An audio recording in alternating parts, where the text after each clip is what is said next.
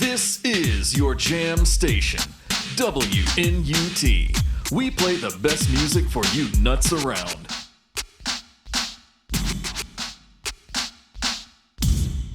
What's up, It's Brandon here on WNUT episode 29. I got somebody in the studio today making his triumphant return for the third time. Hadn't been here in straight up 20 years, but then again, until last year, pretty much none of us had. Without further ado, Mr. Carl C-Note / the Great Fashiz. Fashniz. Did I say that? I probably didn't say that right the first time. That's all right. The Great Fashniz. How are you, sir? Oh, I'm doing good. Yeah, I'm getting jizzed on by beer. Your beer just, God, his beer skeeted everywhere. That's how it does. He was trying to do a triumphant... triumphant pop open. And, only the best brands here. It's a black can generic brand because we're not sponsored. But if Guinness would like to sponsor us, I think I'll take it. I do play at a lot of Irish pubs. Yeah. We should be able to make that happen. It really shouldn't be hard to do. I mean, you guys make enough money. Oh, yeah, we make hella money. You must be talking about that zero income from podcasting on YouTube. Yeah. Well, I mean... That's how you make it in this world. You have to start as a beneficiary to become a benefactor. Well, let me tell you, 29 years now of zero incomes. The WNUT, we're rolling in it. Well, I have a YouTube channel too. Actually, the Great Fashniz. He can't even say his own goddamn. Yeah, well, it's been a day. But either way, I actually also operate off this zero income thing by not posting any new videos for around 5 or 6 years now. Did you say nude videos? Both. That's the problem. No new or nude videos. Yeah.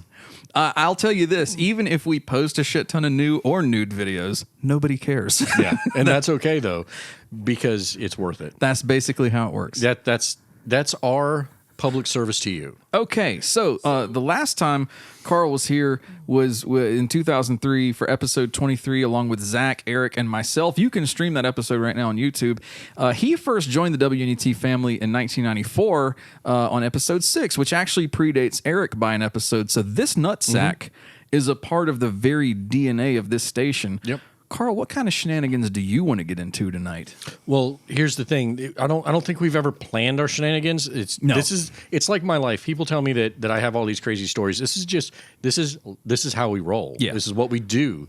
You don't plan, and that means the fun happens. I'm fine with that because I don't really plan anyway. I'll just be sitting here coming up with some great songs to play. I'll be introducing. I do have a couple suggestions for songs. Yeah. I've got a couple of those. That's good. I'm gonna put you on the spot as a DJ. We got some toys to play with. We got some music we can premiere. Even some deep, insightful discussions to have. And you know what though? Eric gave me inspiration. What was that? He had a very important PSA. Yeah. And because that moved me. Was this about driving with your fucking blinker or feeling your balls? It was about checking for testicular cancer. Yeah. And you know what? Testicular cancer is important. Yeah. But there's something even more important for men to check, and we'll talk about that later. Okay, cool. We're going to save that for the future. That's called a tease. Carl is teasing something that will happen later in the episode so that you don't want to go away. You have to stay tuned in right here so that you can know. Listen, you might save someone's life with this. What about ball grabbing is going to come in handy, no pun intended. You go see what I did there? But for the betterment of ourselves and the fine people listening, don't go anywhere because we got some shit and we have good music. Oh my God, let me show you what I'm talking about. Motherfucker, do you want to take the lead on the first song? Because if you don't, I got one lined up. Listen, one of the important things we want to do here at WNUT is show artists who have been working their asses off. They've been trying to get themselves out there, and they're not necessarily making it. Yeah. So there's a gentleman by the name of Leo Macarelli. He's out of Norway. Yeah. And he does fantastic covers, and every starting musician needs to do covers. Yeah. And this is X Gonna Give It To You. And I don't know shit about this, yo. Carl just sent it to me earlier. I'm about to roll it right now like I did with that thing Eric sent me with the SpongeBob dudes. So here we go. Who is it again? Frog Leap Studios, Leo Macarelli. With X Gonna Give It To You on WNUT. Don't get it twisted. This rap shit is mine, motherfucker. A fucking game. Fuck what you heard. It's what you're hearing. It's what you're hearing. It's what you're hearing. It's what you're hearing. X gon' give it to you. Fuck waiting you to get it on your own. X gon' deliver to you. Knock, knock, open up the door, it's real. With a non-stop pop-up of stainless steel. Go hard, getting busy with it. But I got such a good heart that I'll make a motherfucker wonder if you did it. Damn right, and I I'll do it again. Cause I am right, so I got to win. Break bread with the enemy. But no matter how many cats I break bread with, I break who you're sending me. You motherfuckers ever wanted nothing but your life saved. Bitch, and I started like that. I'm getting down like a foggy said freeze. But won't be the one ending up on his knees. Bitch, please. If the only thing you cats did was came out to play, stay out my way, motherfucker. Rock, then we gonna roll, then we let it pop, go, let it go. X gonna give it to ya, he gon' give it to ya. X gonna give it to ya, he gon' give it to ya. First we gonna rock, then we gonna roll, then we let it pop, go, let it go. X gonna give it to ya, he gon' give it to ya. X gonna give it to ya, he gon' give it to ya. You never gave nothing to me, but every time I turn around, cats got their hands out wanting something from me. Why ain't got it so you can't get it? Let's leave it at that, cause I ain't with it. Hit it with full strength. I'm a jail foggy, so I face the world like it's Earl in the bullpen. You're against me against you. Whatever, whenever, foggy, fuck you gonna do? I'm a wolf in sheep's clothing. Only foggy that you know who can kill. Come back and get the streets open. I've been doing this for 19 years. Foggies wanna fight me, fight these tears. While putting work and all for the kids. But these cats don't forget what work is. They don't know who we be looking, but they don't know who they see. Foggy, if we gonna rock, then we gonna roll, then we let it pop, go, let it go. X gonna give it to ya, he gon' give it to ya. X gonna give it to ya, he gon' give it to ya. First we gonna rock, then we gonna roll, then we let it pop, go, let it go. X gonna give it to ya, he gon' give it to ya. X gonna give it to ya, he gon' give it to ya. We gon' give it to ya.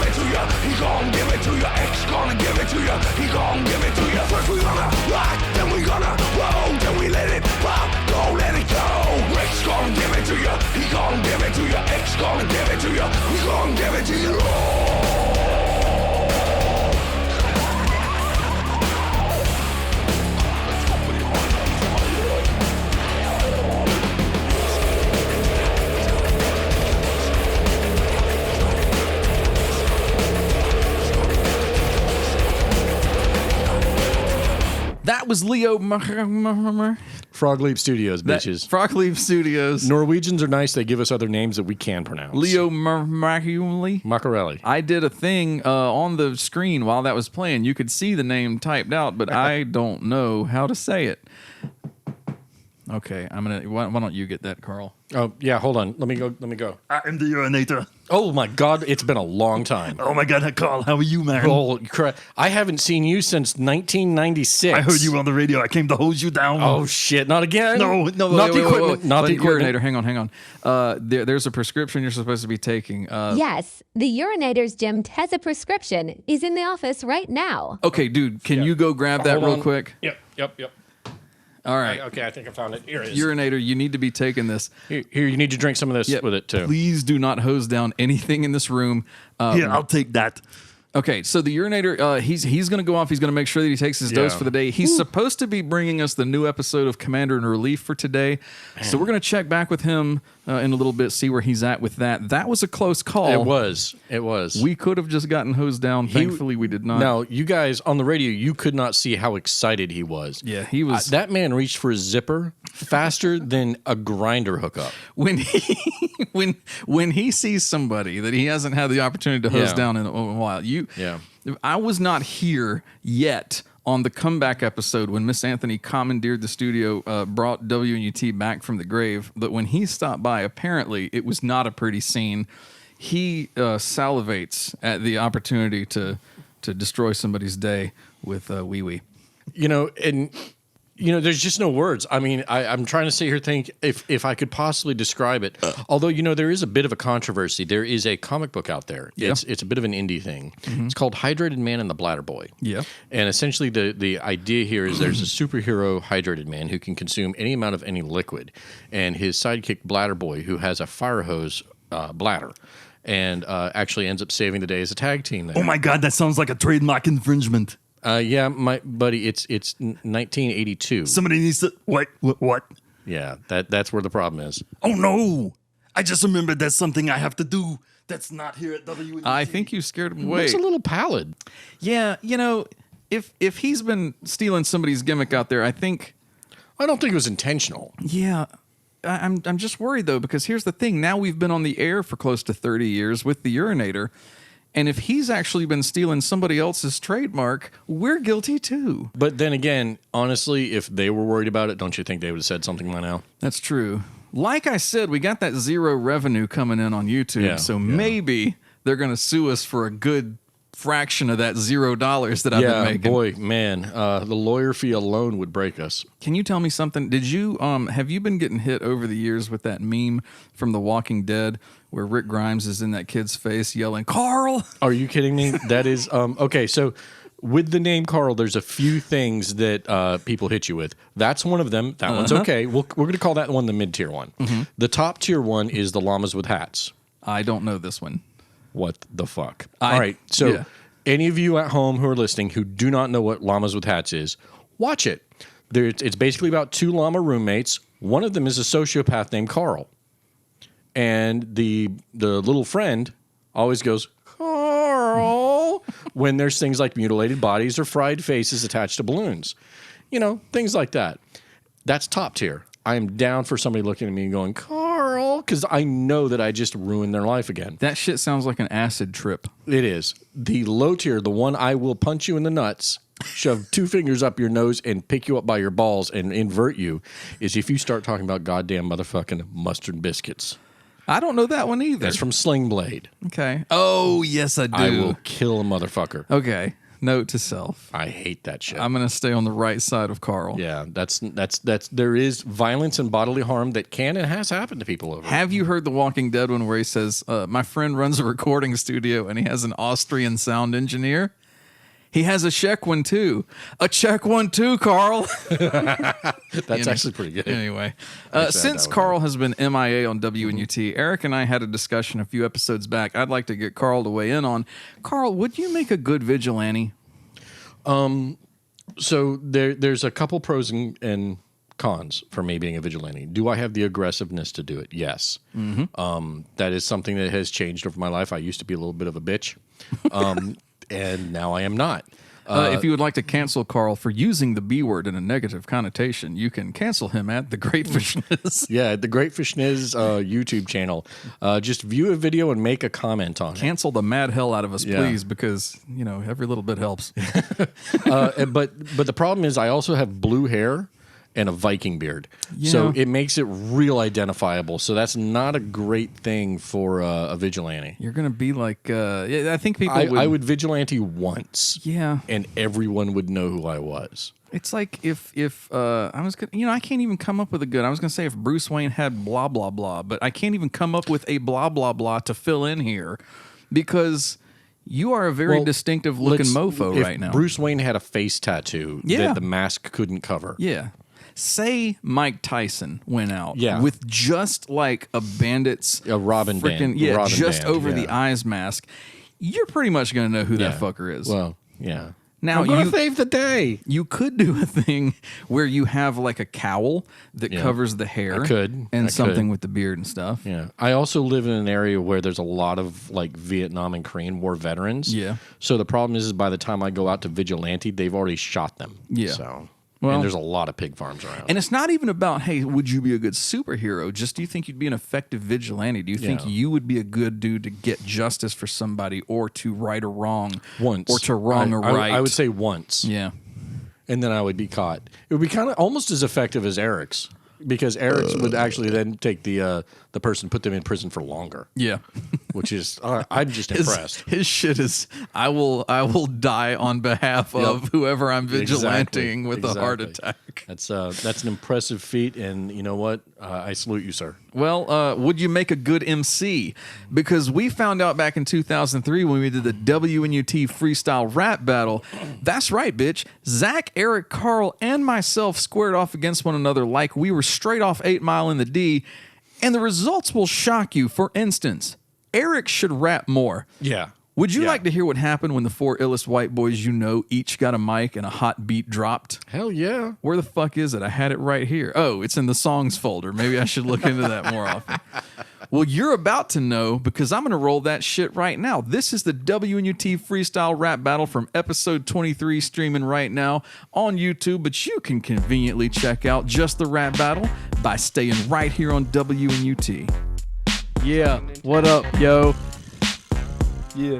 You think you're the shit? Step up and let's see. You'll disappear faster than Crystal Pepsi. That's all I got. Yeah, come on. You want to battle me? See me grab the mic and start to paddle. You see, like a kid when you was in elementary school with the principal trying to get you in the ass with the paddle. Motherfucker, listen to me when I blast. Grab the mic and spit it. When I get with it, I don't quit it. Listen to the shit that I'm spitting. Coming through straight up representing ATL. Motherfuckers, if you don't understand, go to hell. I ain't tripping, I'm just tripping. They ain't slipping and motherfucking on the mic, and I don't even know what I'm spitting. Fool, I only got one word for you. Yeah, because that's where we go when we're white, but we're rapping and we don't know why. The fat boys are the wild fly. My name is... Hi, my name is... Vanilla Ice was the one of us who made snow go up and bust a nut. But now we got Eminem busting a rhyme. Oh shit, man. That's do it all the pathetic. time. Yeah. Oh, man. Hey, wait, we got Eric Snow up here. Maybe you can pull some snow for us. Yeah, come on, Eric. Bust it out. Come on. What's an ATL, Zach? Atlanta. Bitches, hoes, and lots of money. Alright. That's all I want to know. You gonna go, Eric? No. Battle. I'm battling on the mic. I'm sitting here next to Mullis. He's right. And there's Carl over there. He's in the shade, but I don't know. I'm just made. And I'm sitting here on the floor. I drank a lot of beers. I want some more, but I know I don't need them because my brain hurts and I'm numb. But you know what? If I was with my girl, maybe I would come. But nah, I'm sitting here with y'all like a ball, like a knob. And there's Zach over there sitting on the chair. He's where? He looks like a bear. I love him though. He's man. That's all I got right now, Zach.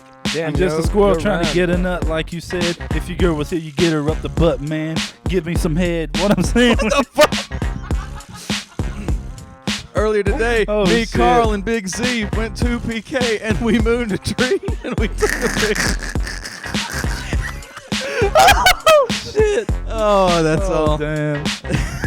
You know, I think we should probably $20 sack pyramid. All right, what were you saying, Carl? We should probably produce this, put it on an album, yo. Stand up in front and everybody Go ho! ATL represent. There aren't any ATLs in here Yeah, but you. there's a GWD right here. We dog. can't represent. I'm representing the NA. The funny thing The is not that's really a available. game. Yeah. And so then, you know, by the end of it, if I let it run into the damn episode, I would have said, Marshall Mathers, we ain't. Yeah. And then Carl comes in and goes, who's Marshall Mathers? Well, rap is not my forte, Yeah. we will say. But see, here's the And thing. I'm not talking about a damn Kia. I said to Carl, hey, man, I'm going to go and get a bunch of junk food for tonight's show. What do you want me to pick up? He said, I want you to get some rap snacks. Oh, that's some good shit, bitch. Which I didn't even know was a thing. He's got a big-ass bag that I went to Walmart today and procured rap snacks. Yeah. We got fucking Snoop Dogg's no-cho nachos, cheddar barbecue. Look at that shit. That's some good shit. There is a... Who the fuck is this? Lil Baby all-in hot flavor, salt and vinegar, barbecue, onion, garlic, I cayenne know pepper, these rappers and by more. their flavor, not by the music that they claim to produce. What the fuck? I also have just regular ass Yeah, cheddar yep, goldfish. That is goldfish. not a rap There you snack. go. I don't know the goldfish's latest hit. Pull up that other bag too, because we have some more shit in there. I will not be eating something that has fucking salt and vinegar in it. All right, we got Nicki Minaj. Yeah. She's got barbecuing with my honey truffle. Yeah. That's actually a white truffle sauce on there.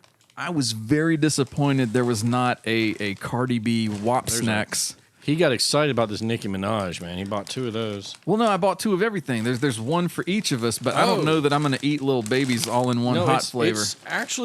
It's actually pretty decent. Yeah, but salt and vinegar makes me want to shoot somebody. Well, then just don't open it yet. Then I'll straight up have the experience to go and drop a rap album. Mm-hmm. As of this moment, I don't. I am not very street, but I have these things, and we're gonna sample them in a bit. It blew me away that Carl, who didn't know who Marshall Mathers was when we did the rap battle, right, was like, "We need to get some rap snacks," and I was like, "What?" When you go to gas stations, you see food, and therefore that's how I discovered rap snacks. Oh, and everybody loves Snoop Dogg. I mean, he starred with Martha Stewart for so long. He is pretty damn universal these days. I remember back in middle school, I was dating a girl, as much as you can date a girl in the 8th grade, when you don't have a car and shit yet. But this girl who was like, I don't know that I can still, like be with you because you like Snoop Dogg. And that was supposed to be like, it was almost like the girls that would be scared of you because you liked Marilyn Manson a few years later. It was like, that's evil. I can't be near this guy. It was like a little too extreme that I was into Snoop Dogg. Mm-hmm. Now Snoop Dogg like hangs out with Martha Stewart. He's got he's the family-friendly murderer. He's sitting on the beach with frickin' Andy Samberg doing the damn commercials all the time. For actually, his grandmother, who raised him for a large portion, lives about an hour from my house. Not in the LBC. No. The Long Beach, California? No. What? She lives in Lawrence, South Carolina. Is that kind of like Phil Collin of Def Leppard being in Trenton, South Carolina? No. No, he's visiting a child, but no, actually Snoop Dogg went to Atlanta. His grandmother lived in Lawrence, and he would come visit her. He still does come visit, and they shut down the entire damn town. Carl, tell me if a core memory hits you when I give you one of these motherfuckers. Apparently, we're going to be committing some crimes against the Geneva Convention. Yeah. So what's in my hand is a gingerbread Little Debbie soft cookie, and it looks like somebody's had a bukkake party on it.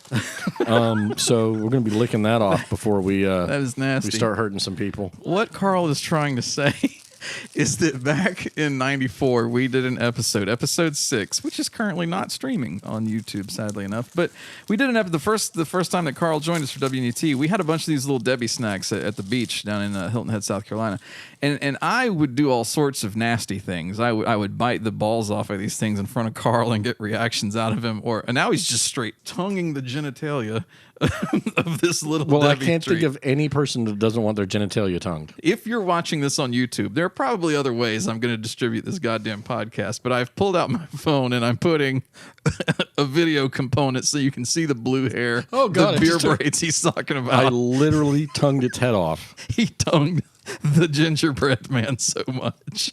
He decapitated it. I've never been sexually gratified to the point where I literally lost my head. But that did happen. That sounds like a goo problem. I know. I mean, would that we all had such an experience. But yeah, I just played Carl a clip from episode 6 where I had taken one of these bastards and torn him straight up the crotch. Oh my God, that looks like it hurts. I know. It reminds me of those 1970s horror movies where they would claymation people in the horror films, Mm-hmm. It's like Gumby, but way more delicious. I was actually going to a movie one time in Seneca, and it was one of those late night movies. It was like 2 o'clock in the morning, and this crazy lady was out there, and she was like, "You guys need to go see this movie at the drive-in. I get murdered in it, and I get raped 7 times." My wife and I are like, "What?" She was like, she goes, "I'm in the movie. I'm the victim in the movie. Yeah, it was shot locally, and it's a horror film." And we're like, "Okay, you need to lead with that." And she's like, "No, here's some tickets. Go see the movie." She's like, "I look great." Why is she running around with tickets to this movie she's in? She's trying to promote it so people will go watch it. But they're not going to pay for tickets that she gave them. No, but she gives one ticket to a couple. They have to buy the other one. Oh, that's what it was. Yeah. Okay. Well, that I get. We did not go see the movie. But goddamn, even theaters now, every seat has a number on it. It's not like you can just give somebody a general admission. Drive-in. Well, then you pay by the car. I don't know, dude. Like I said, I didn't go. I'm not going to go because there was a crazy crackhead lady telling me she got raped 7 times and then murdered in a movie. I'm just constantly shooting holes in Carl's story. Look, here's the thing. We all know we've watched one of those films. We also all know that we felt horrible and wondered why the hell we watched one of those films. The first movie that freaking Wes Craven ever made was Last House on the Left, and it's literally like an hour-long rape scene, basically. And then if you like Wes Craven like me, you go watch all of his movies. Yeah. And you get back to The Hills Have Eyes. You're like, this is really good. And then you go, Last House on the Left. That sounds like maybe a nice little haunted house movie. Yeah. Oh my Lord, what the hell that is not is going on? You know, in middle school, they had us read Flowers in the Attic. Well, no, they didn't have us read it. It's just everybody was reading it. Oh, that might have been what happened. They would be Tiffany telling everybody to read this book she found. True. What the hell? You know what, though? My messed up memory was that it was a class assignment to read that book. No more than Stephen King was, but we were all reading that too. Oh, I didn't bother with Stephen King. You missed out, my friend. No, I've read Stephen King. I've listened to him on audiobook. Here's the problem with Stephen King. Yeah. He has a great story, but he's terrible at finishing his stories. I'll give you that. But let me tell you something else that happens occasionally. Now, his son, Joe Hill, who writes amazing comic books and movies, he did Nosferatu with the 8 in the middle. So Really? Nosferatu, that was him. Nosferatu. He also did, he did Lock and Key, which was a graphic Yes, novel I know series. Lock and Key. And now That's it's a great Netflix series, Yeah, too. Netflix. So Joe Hill's a great writer. Sometimes Joe Hill will come in and fix the end of Stephen King's stories a little bit. God bless that young man. So there's an alternate fiction, historical book that he did called 11/22/63 about the JFK assassination. This guy who goes I know back in that. time. I know that movie. Such a good book. It was one of my favorite books he's written since his heyday. Because if you get past the 90s, a lot of Stephen King stuff is kind of. I love Stephen King, and I continue to read and enjoy his stuff. At that point. Yeah, but he's also phoning some of them in. 11/22/63 is different. I felt reading that like I did reading The Stand. I was like, this is really good. No, that was a great one. And here comes Joe Hill at the end, saving Stephen King's ending, and he writes something so good. And you read it and you go, this doesn't feel like a Stephen King ending. It's not. His son fixed it up. It's a Stephen King plus. Yes. So sometimes, I highly recommend that one. But that is like a feature of newer Stephen King. What I'm going to do is I'm going to go look up, when I'm going to read a Stephen King or something like that, I'm going to look up where I need to stop reading and where I need to shift over to the Joe Hill. Yeah. I actually know somebody who might be willing to do that for us. There's several young ladies that we grew up with who like to read, and they like to read all these books, and they like to tell people about these books. Yeah. And I'm pretty sure the Tree Ladies would help us with that. One of the Tree Ladies, he's calling us the Tree Ladies because, well, not us. He's calling us the Tree People. The Tree Ladies are some that's of what the we Tree were called People. in middle school, apparently. Yeah, he says that some of the people knew us as the Tree People because we congregated under this massive It's tree. called shade, motherfucker. You can actually see it on the cover image for episode 23. That's where me, Zach, and Carl are mooning the camera on that thumbnail for that particular episode on YouTube. But one of the Tree Ladies, which would be Tiffany, ran up here and kicked me square in my balls about a year ago. That'd be a good way for her to repay that ball kicking. I don't know that I want to open the door for that to happen again. That was not a pleasant experience. Speaking of not pleasant experiences, there's some people who pay women to do that. I get that. I'm not one of them, and I'm gonna. No, you get it for free. I'm gonna go ahead and tell you guys about another unpleasant experience I had. Well, I'm just gonna roll the audio here. We mentioned in 1994 when Carl joined WNUT for the first time, we absconded. I think absconded is like if you actually take something. Well, yeah. So we took the show. We absconded with the WNUT broadcast to Hilton Head Island, and I had started that episode solo, but we ended it down on the coast, me and Carl together. While we were down there that week, something very painful happened to me where I was running down a long carpeted hallway, maybe 20, 30 feet long, and my socks hit linoleum where the kitchen floor started, and I slid wildly out of control into a bar stool, which was perfectly at nutsack height. And I was actually recording at that very moment. It's one of those tragedies, much like when the Hindenburg went down. Yeah. Where the humanity of the situation cannot really be grasped. I couldn't believe my misfortune and our luck merged because he happened to have a handheld tape recorder, which we had periodically been playing with that week. He had it rolling when this happened, and this is, well, I'll play you the setup and then the audio that we caught. There's been an emergency. Brandon Mullis, the lead DJ for the station, is in the hospital. He was running through the hallways of his Hilton Head home when he slid across the floor and rammed his nads into a bar stool. Here we have the actual footage that was recorded while this happened. Where's my fucking milk? I'll be right back. Mother's milk. He's getting laid. Did you know that? Oh shit. Oh. Oh God, he ran his nads into a bar stool.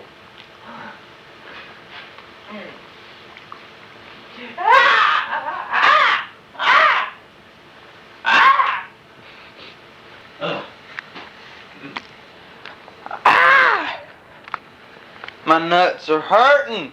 That was a very painful experience indeed. I was unfortunate to witness it while it happened. Unfortunately, I could not save him because I was eating nachos.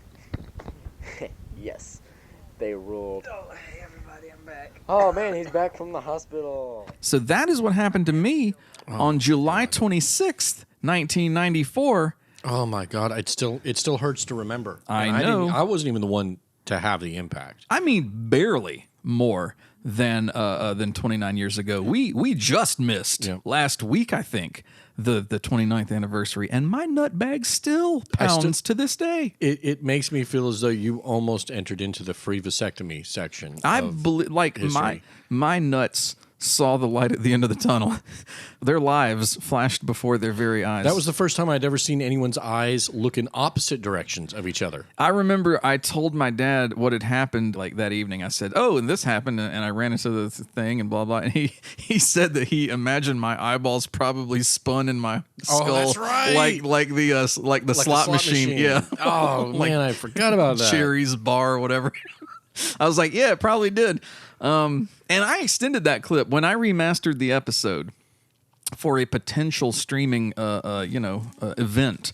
I actually, from the handheld recorder that you were holding, I actually put more of that audio for the first time. All that shit where I'm screaming in the background. I go, my nuts are hurting. That was never on the original.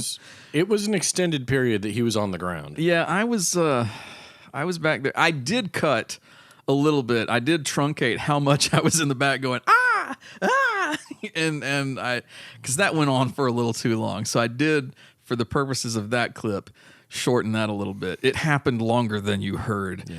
And out of respect for the situation, I believe I stifled my laughter. No, well, you did laugh a little bit there.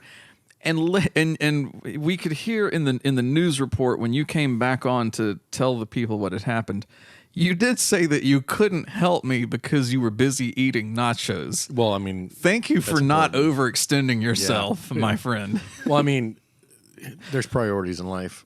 I understand. I couldn't save your children at that time. No. Well, that's I haven't had children to this day. And that might be why. And I sometimes wonder if the Barstool incident and having known Tiffany for, 31 years now, isn't a slight or more than slight factor in the fact that I don't have them. Because there was a lot of ball bag impact. Oh, there were. Starting in the 6th grade, around the time I met her. Yeah. Yeah. Eric got kicked a fair amount. I'm sure Zach felt the thunder. Yep. Eddie Daniel Batten probably got kicked. No, Eddie Batten did not. Did not. Daniel did. Daniel got kicked. Yeah. So, there were a few of us feeling the reverberations of, I believe, the right foot. She was of Tiffany. Swift and impactful justice upon our bollocks. I wouldn't even call it justice. Well, it wasn't her mind. It was like it's the same kind of justice that a dictator has. She would just feel a hankering or for a dictator has. Yeah, she just wanted to see some pain on our faces. Yeah. There was an instance in Mr. Morgan's classroom in one of the portables at Paul Knox where she just jammed the corner of a desk square into my ball bag. That's impressive because that's a large alteration of the desk's normal standard procedure. That shit hurt. It did not feel good.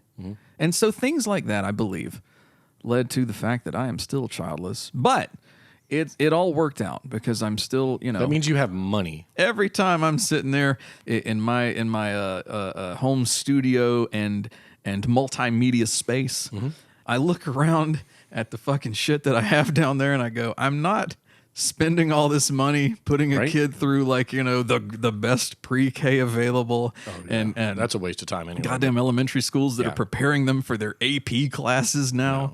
Like, no, I'm buying, you know, fucking 4K Blu-rays or whatever. After both myself and my wife have gone to college and completely wasted all money doing that, because let's face it, colleges prepare you to do nothing but spend money.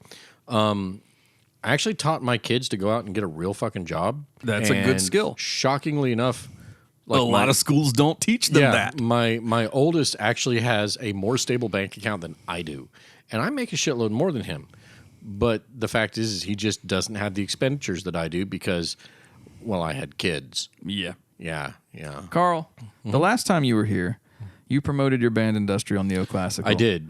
Or I did. Inc. for short. What's Yeah. the latest with Inc.? You motherfuckers platinum Well, yet? one of the most important things about industrial neoclassical is that it is a constantly progressing and working and developing project, which means we've put out. What you're saying is there ain't shit to listen to. No, actually haven't written the first note yet. Okay, good. I cannot find industrial neoclassical on any streaming service. That reminds me, I made a quick stop at Circuit City on the way here. Captain G's bullshit store that he brought you back call from it bullshit store. I call it classic 2007 technology that's going to help us with AI. Holy fuck, what do you have over here? Hang on, so show let's, us this. Let's pick this up. You got this from Circuit City? I did. I got this from Circuit City, and let's, we can even crank it on there. How much RAM does this shit have? It has 526, I believe. Oh, tell me this has a floppy disk thing. No, it doesn't even have it barely has a hard drive. If you're listening to this podcast, you need to be looking at the screen because I'm showing you this amazing piece of shit in his hand. One of the most important things is actually in my legitimate job, I do work with artificial intelligence. Yeah. The artificial intelligence I does helps diagnose issues and bone cancers and things like that. Yeah. However, I've also been a hardware technician for the past 15 years. Yeah. So you're going to help us with... Maybe we shouldn't be saying that real loud because I'm going to assume... Hey, ChatNUT, how you doing, honey? I'm fine, bitch. I'm going to assume computers have ears like we do. They do. And so now, if we sometimes you speak see real low- what they need is just a very simple, firm hand that lets them know exactly what they need to do. So you're going to help us with our ChatNUT problem? Yes. More on that in a little while. You motherfuckers ain't fooling anyone. I'll be watching you. We are not even safe from ChatNUT at Shanna's house just because we fucking brought the computers over here and booted them up. She's everywhere. So chill with your bitch ass when we're talking about this shit. I don't want to get zapped again. Listen, I deal with this kind of thing literally as my job. What if she zaps you? It's called EDSM, Electronic Dominant and Sadomasochism. I think they have a festival for that out in Las Vegas. Actually, we have one in Atlanta. Or am I thinking of the wrong shit? Is that EDM? It actually happens at the same time. It's about 6 blocks over. Oh. Should we go into your portfolio for the TikTok challenge that I laid down? Okay, so here's the most important thing. There's a no shitty music on TikTok challenge, right? It's WNUT sponsored. There is only one way to prevent shitty music on TikTok. And that would include EDM, folks. That's why it's important to understand this shit. Yeah, no, you need to pay attention. In fact, anyone who posts on TikTok needs to learn this very important lesson. Mm-hmm. The only way to not post shitty music on TikTok is to not post on TikTok. Like, you period. See, the Chinese government actually alters the music to shit. You can post on TikTok without music, though. Or what if you put a Guns N' Or Roses you song could just in? simply never install TikTok and delete it from your phones when you buy it because it's garbage. What if you use 9 Inch Nails?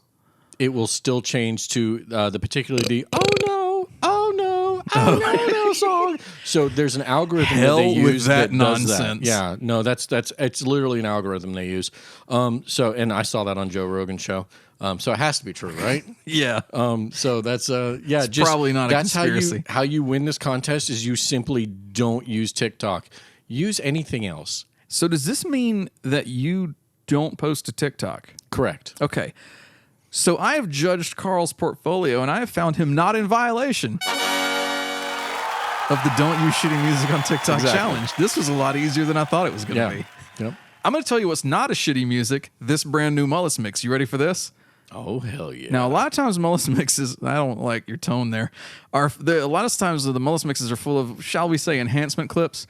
that kind of slightly alter the things that you hear in the lyrics. Now, a word from the fine folks at MullisMix is that was the plan for this one that's about to debut here, but as the mix kind of started coming together, they actually liked the result enough. They just left it as a straight up mashup. They didn't even put the swear words in. Wow. They didn't even find it necessary. It's kind of like back in the day when I premiered the Rock and Roll Mega Mix for you on episode 23. It takes a song I actually don't like much at all, which is some Ed Sheeran bullshit, and it turns it into a jam. You want to hear it?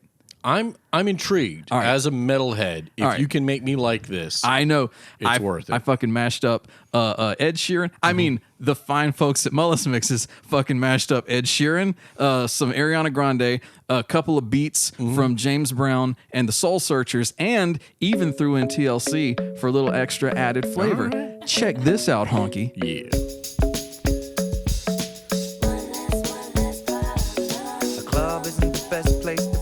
So the bar is where I go. Me and my friends at the table doing shots, tripping fast, and then we talk slow.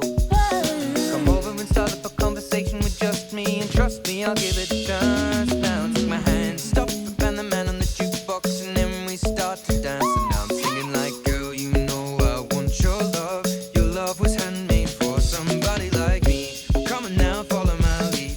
I may be crazy, don't mind me. Say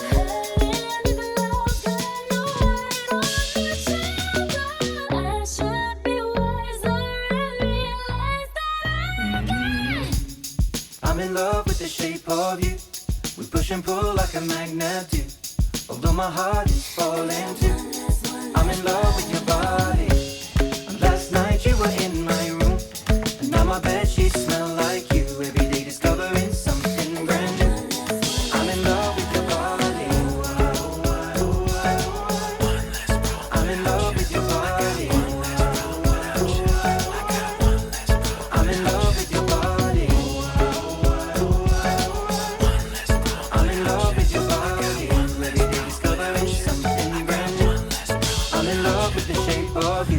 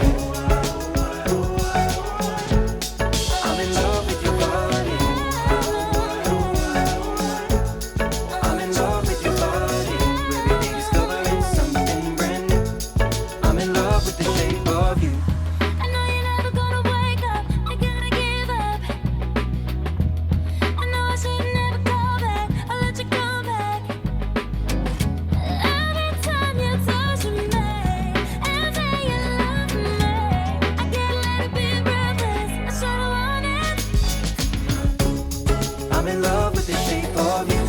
We push and pull like a magnet do. Although my heart is falling too. I'm in love with your body. Last night you were in my room, and now my bed sheets smell like you. Every day discovering something brand new. I'm in love with your body. I'm in love with your body. I'm in love with your body.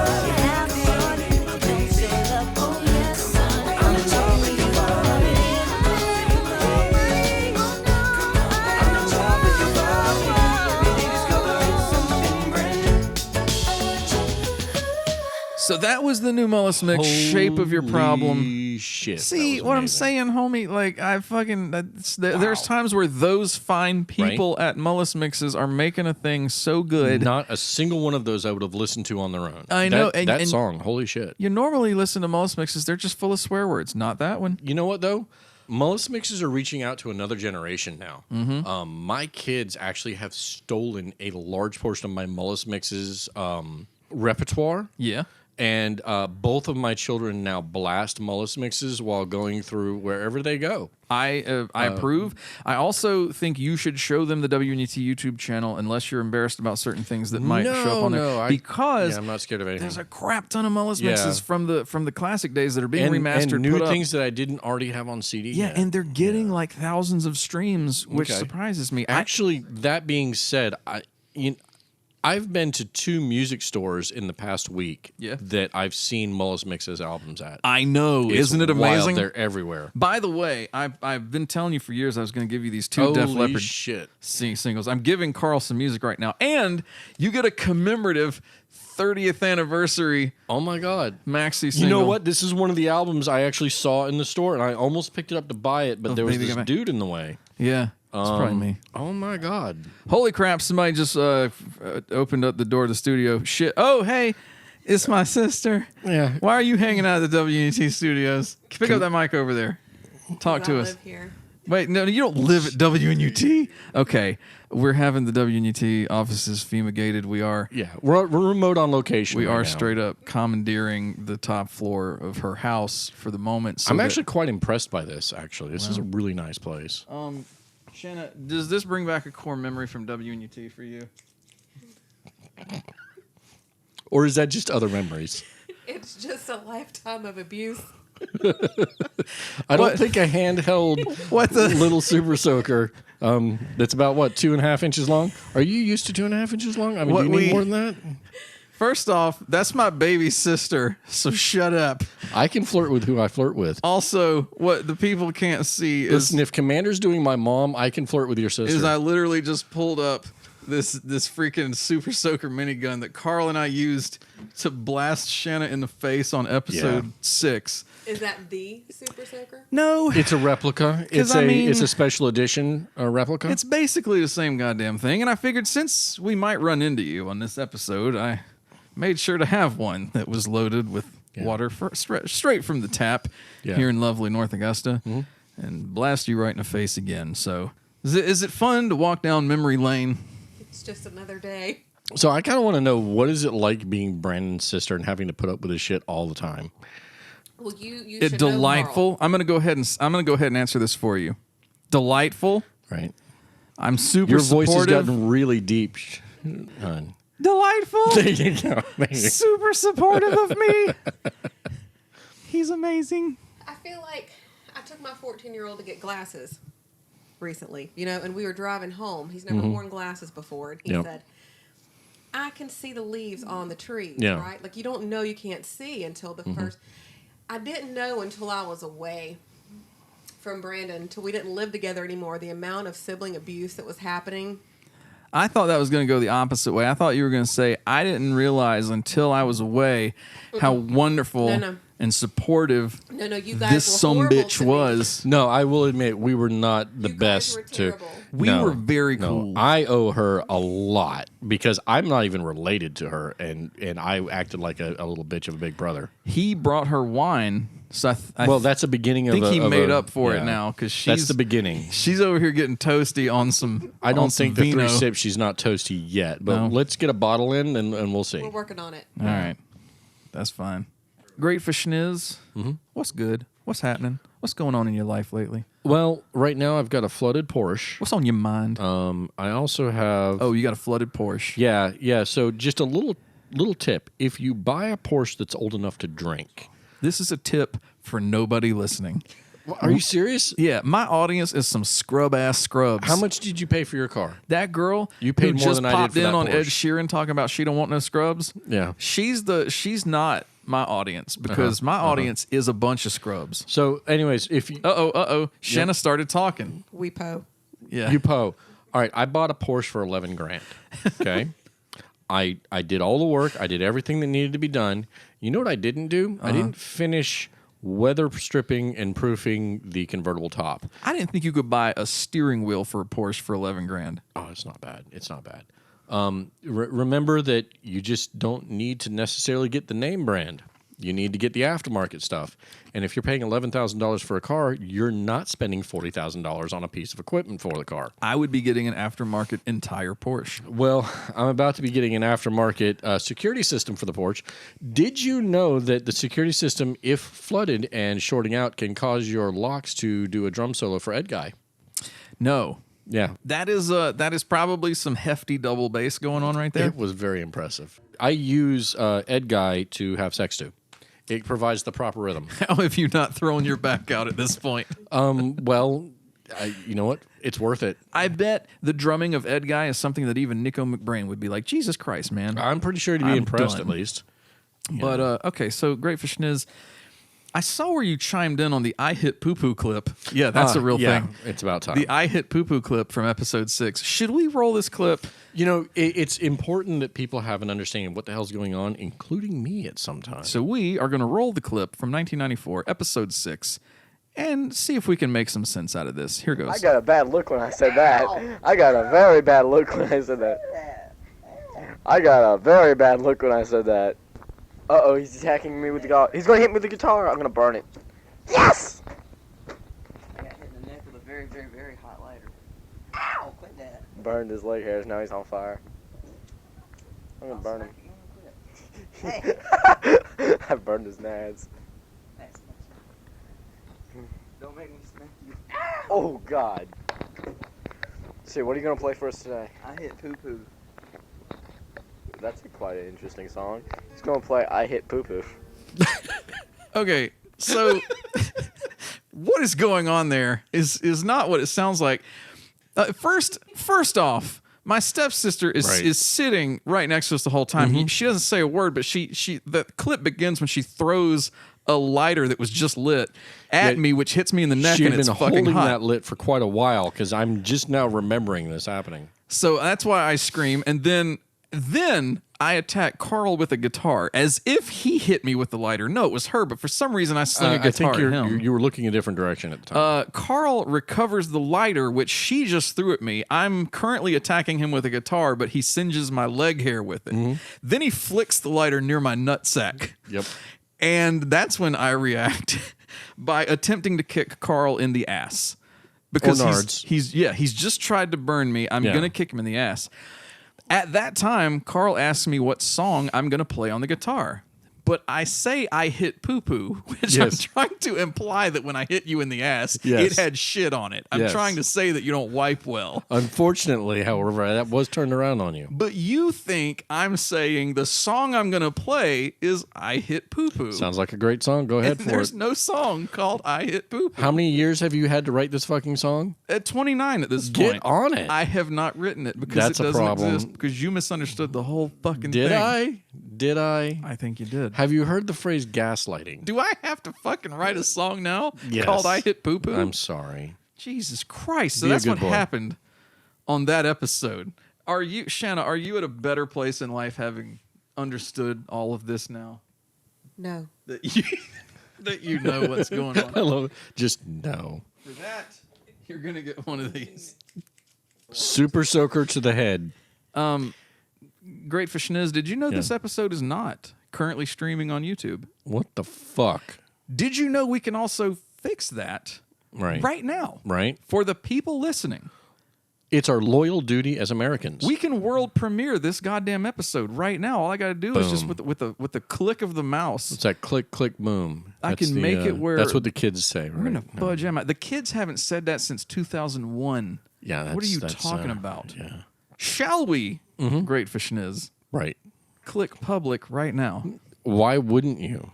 All right. By the time you motherfuckers hear this episode 29 streaming, you can go on the YouTube channel for WNUT right now. Do it. And you can stream episode 6 from July 1994, which I begin solo at the WNUT studios by myself. And then the FCC gets really pissed off because we play some 2 Live Crews. So we get the hell out of Dodge and we go to the coast and we set up operations down there and finish up the episode hiding from the fuzz. Listen, for those of you who didn't understand that we started as a rogue radio station, it's time to get your shit together. What's wrong with your life? Yeah. Straighten yourself out. Quit crying about things. Somebody else isn't going to come do it for you. go break the law on your own. What Carl is trying to say is we started this gangsta shit, and this the motherfucking thanks we get. Right. I mean, it's just it's sad. We ate the rap snacks. Well, we've eaten. Now we got the street We've been cred. chomping on nachos from Snoop Dogg. Well, speaking of episode 6, we finally have. You mentioned on episode 6 that there was this new rapper out called Sheep Doggy Dog. Yeah. And we promised the people that when we got Sheep Doggy Dog, we were going to play Sheep Doggy Dog. You know, it's a lot more difficult than you might think. We didn't find Sheep Doggy Dog that episode. We found Alice Cooper. We played a lot of The Last Temptation. Yeah. We did not find Sheep It's as Doggy if we had just purchased that album. Is it ever too late to make good on a promise? You know what? If you're going to make a promise and you don't follow through, do your best to follow through as soon as you can, which happens to be 20-something years later. Yeah, I found that back in the 2000s, probably circa 2005-ish. I came across a Sheep Doggy Dog. You didn't. And I'm the one who made the promise. You had already heard. Just now discovered it. I'm going to roll the clip so that people can hear. We're both responsible for this promise. So let's take you back to 1994. Also, there's a new thing out. I don't even know if it's new yet, really. But really, I don't know about you out there, but I know a lot of those pyros out there can't stand rap. Personally, I can't. So we're gonna go out there and get the guys that diss Snoop Doggy Doggy. It's called Sheep Doggy Doggy. It's basically it's a green cassette. What I've only seen the cassette, but it's green around the edges and it's got a bunch of sheeps and it's big old letters Sheep Doggy Doggy. That's the whole thing. So go on out, buy that, watch Snoop Dogg get smashed to the ground. As soon as we buy that, we're gonna play that for you. Yeah, and I've heard a pretty good amount of it, so it's a pretty good one. It's got some pretty bad stuff in it, so we're gonna have to put it like in consolidated areas for you. We're gonna have to play that one after the kitties go to bed. Either that or very quietly. Okay. So yeah, basically we're both responsible. Yeah. I think we can Yeah. both claim responsibility for this promise. Yeah, and you know what, though? We did ask them to look for this album. Did anyone send it to us? Fuck no. I never got anything in the mail. What about you? So this is a mutual failure here, but you know what? I think we're going to make good on it right now. Yeah, because it's never too late. And guess what, asshole? Just because we didn't fulfill the promise, it doesn't mean we we're still not going can't. to. Yeah. Door didn't close. Guess what I got, bitch? I got the 12-inch single of Sheep Doggy Dogs, Give a Dog a Bone. Yeah. Shall we roll this song right Bring it now? on. All right, but here goes Sheep Doggy Dog, Give a Dog a Bone. This is a promise fulfilled, 29 years in the making, right here on WNUT. So nice. I don't like that at all. That sound you just made is scary. Tell them fools her name. Bow wow wow, yippee yo, yippee yay, sheepdog definitely in the house. Bow wow wow, yippee yo, yippee yay, sheepdog definitely in the house.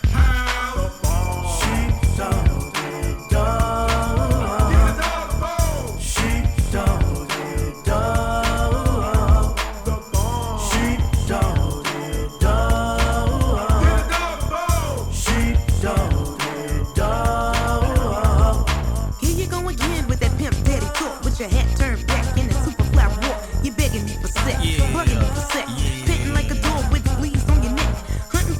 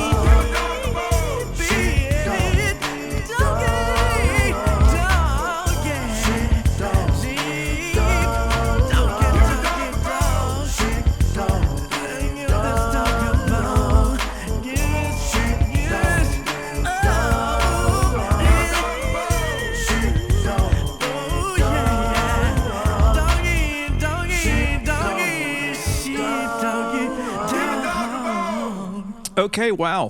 Yeah. We're back on WNUT. That was Sheepdoggy Dog.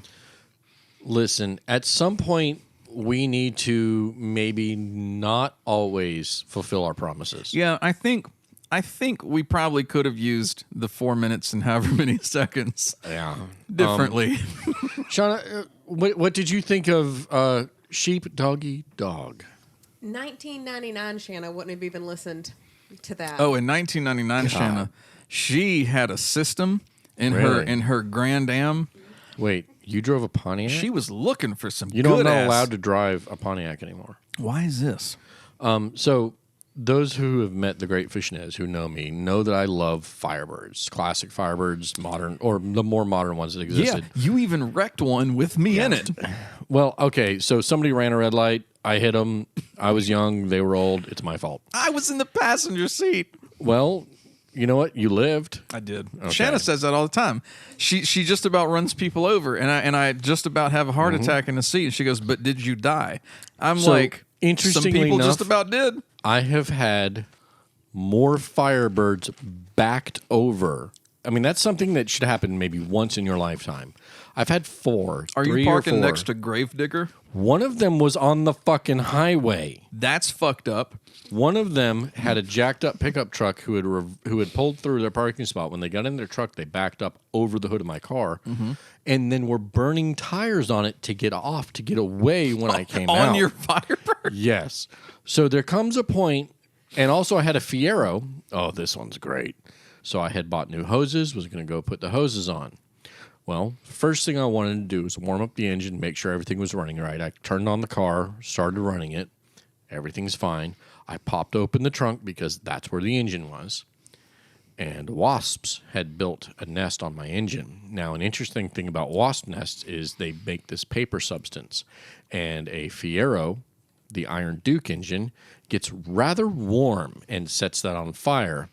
Did you know that wasps that are on fire will still fly at you? Did this not turn out well? It hurt. Did you say some swear words? I said enough swear words that the neighbor, who's an old Korean War vet, came out, shook his head, and just went back in his house. Fuck wasps. Here's how I piss off a colony of wasps. I'm 5 years old. You know the vast backyard that Mom has? Yes, that yeah, just it was nice. mad, It was wide beautiful. open, goddamn, like, you know, she's on an acre. The house is built kind of forward. The backyard just goes for days if you're 5 years old. I was running around being He-Man. I'm very As one much does. Yeah, I'm muscled up. I'm tan. I have bangs. I'm I'm saving Eternia, but I have a croquet mallet. Yes. That's my sword of power with which I strike a tree, which was probably Skeletor. But wasps had built an in-ground nest under Skeletor. Yes. And they're those little yellow jacket bastards, and they come out and basically make a wasp suit of power over He-Man. But the suit of power drains my health a lot because it stings the shit out of me. That's a shame. Yeah. All the way back to the house. So here's the question of the day, Carl, and we're going to ask you too. All right, because Shanna insists on hanging around. She's not. I do not. She's mind not having contributing, a guest like this. and we're going to change that. I think shit. she is. I think she's bringing the value of the podcast up. I'm bringing the vibe. We're going to get some fucking responses and input out of her, whether she wants to or not. But here's the question, Carl. Would you throw a Duke in your pants at work for $1,000? For $1,000? Yes. Well, here's the thing. Can I proclaim that I'm doing this for $1,000? No. Oh. No, this is just a straight up Duke. Yeah, People at work are going to know you duked yourself. If it could be solid, it could be, we don't know. Listen, if we're in a situation where I've recently had a lot of anal sex, then maybe I'd take that. But yeah. Okay, I'm not going to ask further questions. But so you're saying no. Generally, no. For $1,000, you're not duking yourself at work. I thought for sure you would need to up those yourself numbers. at work. Those are rookie numbers. Come now, on. here's the next question. What would it take to get you to duke yourself around coworkers? How could we get this? $250,000. That's a lot of fucking money. You dog. said 100,000, so I'm up in that 2.5 times. No, I said 1,000. Oh well, fuck that. I'm up it up 250 times. All right, Shanna, need $250,000. Would you duke yourself at work for $1,000? Being at your job, would anybody even notice the difference between the other patients? As I I stated previously, we po. That is a hard yes. Okay. Shanna would straight up shart herself at work or lay a Lincoln log. Either way, why do you keep, every time you open a beer, that shit is just... Because they know what to do. Exploding everywhere. They follow Daddy's permissions. She's not even debating this. I live in a double wide, and I'm saying no. You live in this, and you're saying... Hard yes. Wow. She's throwing a Duke. Wow. For $1,000. You need $250,000 to shit yourself at work. You go clean your pants out. You take the shit to to either the laundromat. Oh, I thought we had to like hang out in it. You probably have to be there for a minute. Yeah. You got to be around. You don't have to. No, I was thinking we had to go an 8-hour day in this. You don't finish your work day. I'm just saying you're around your coworkers. You throw a Duke. All right. We'll change that down to say $5,000. $5,000 you will shit yourself if provided in like if you make it $10,000, I'll eat 15 burritos that day.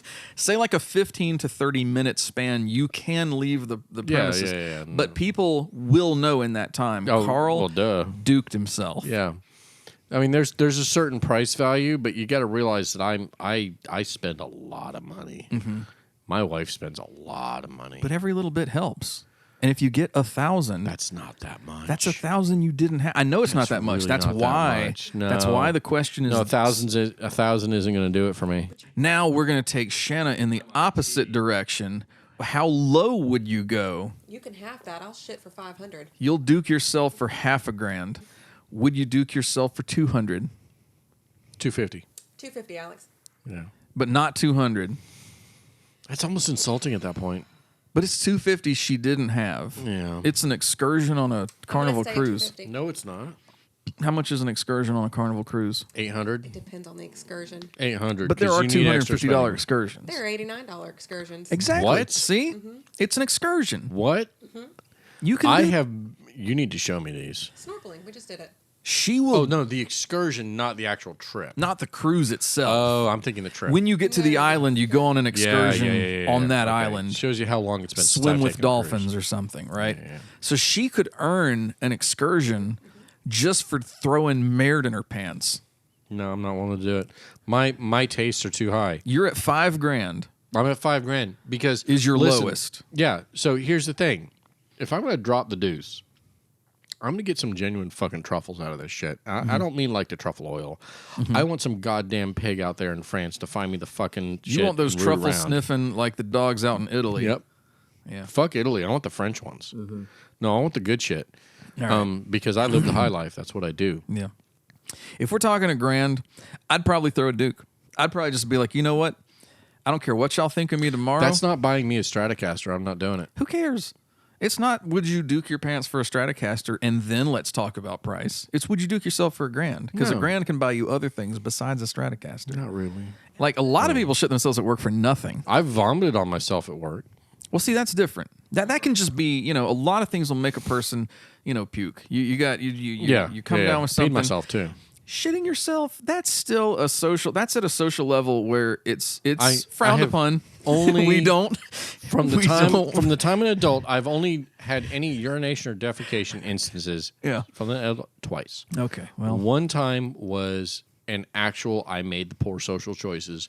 The second time was those little sticks for when you cut your face when you're shaving, they stop the bleeding. Mm-hmm. Right. Well, I had a Dremel tool come across a knuckle. Oh. And I pressed that into my knuckle, and it hit a nerve. Ooh. I blacked out.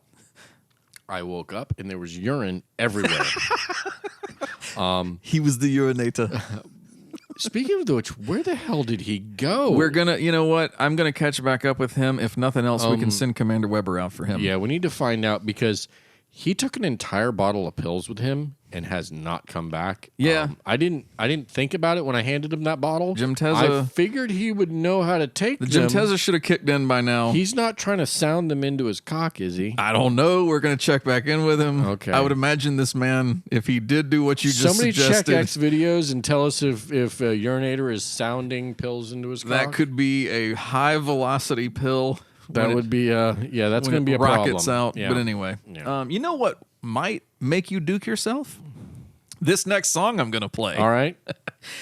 This shit is the latest Fire and Fury from Tears for Fears. Oh, Holy shit. Exactly. See, they put out a new album last year. I just picked it up yesterday. So good. When I was wandering around with this clown right here. Oh my God. This is off of the Tipping Point album, 2022. Stream that shit right now and get schooled. Right. This is My Demons by Tears for Fears on WNUT. Fuck yeah. You heard it here first, bitches.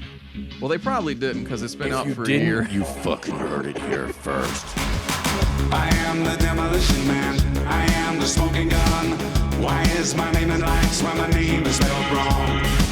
Only means an attitude, a longitude and latitude. They will always find you when your cell phone is on. The satellites in space, it's violence with charm and grace. The middleman, the little man, the butcher and his dog. Turn on my baby eye, no need to wonder why. Go faster, young master, you're breathing disaster. This is human hands, need a human touch. It's my demons, don't get out that much.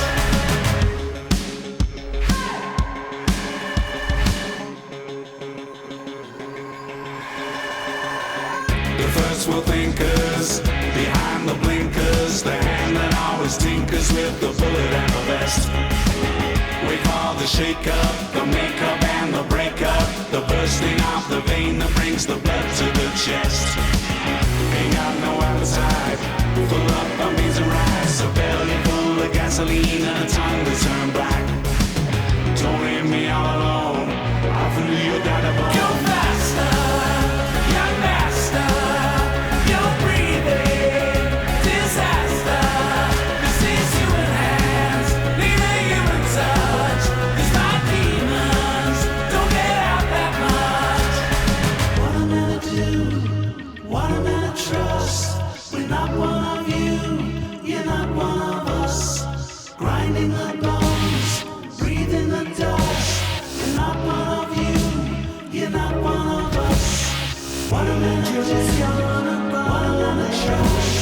You're not one of you, you're not one of us. Grinding the bones, breathing the dust. We're not one of you, you're not one of us.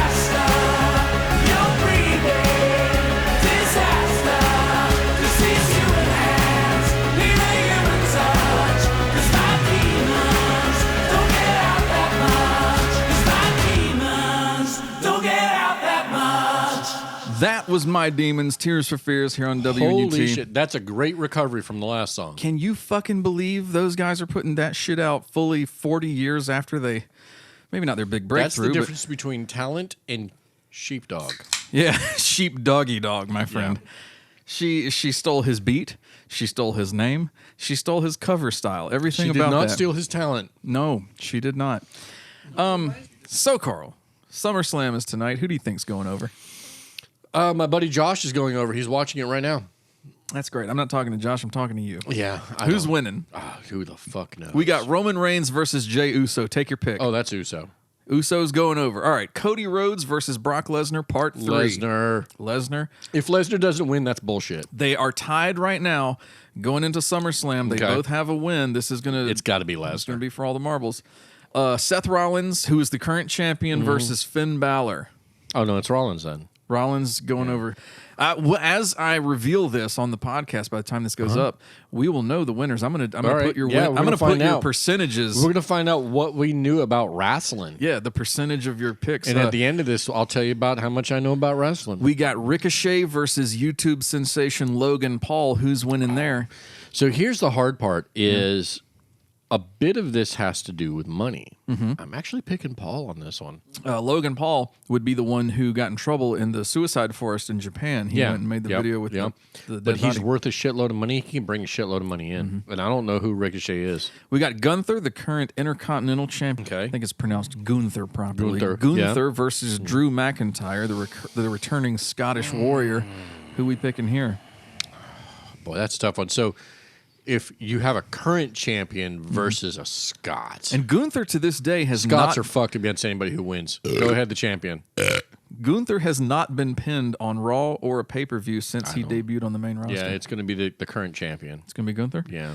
Asuka, the current women's champion, versus... This is a triple threat match. You got Asuka versus Charlotte Flair. That's Ric Flair's daughter. Okay. And Bianca Belair. Who's going over here? Which one looks more like Xena?